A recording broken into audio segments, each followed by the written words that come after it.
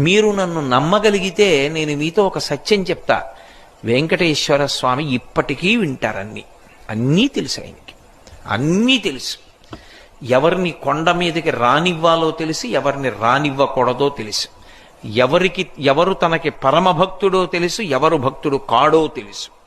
నేను మీకు ఇంకా సత్యం చెప్పాలంటే, ఆయనకి అభిషేకం చేసి స్నానం చేశాక ఇప్పటికి చెమట పడుతుంది.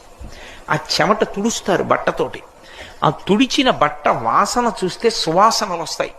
మొన్ననే నేను వెంకటాచలం వెళ్ళినప్పుడు ఆయన ఒళ్ళు తుడిచిన బట్ట కళ్ళజోడు తీసేయమని నా కళ్ళ మీద పెట్టారు. పెడితే నాకు 1.5 గంట సేపు చల్లతనం వదలలేదు కళ్ళని పట్టుకుని. అంత సువాసనలు వస్తుంది. దివ్యమూర్తి. ఇప్పటికీ ఆరాధన చేసే పెద్దలను అడగండి, వెంకటేశ్వర స్వామి వారిని ముట్టుకున్నప్పుడు పసిపిల్లవాడి శరీరం ముట్టుకున్నంత మెత్తగా తగులుతూ ఉంటుంది అని చెప్తారు.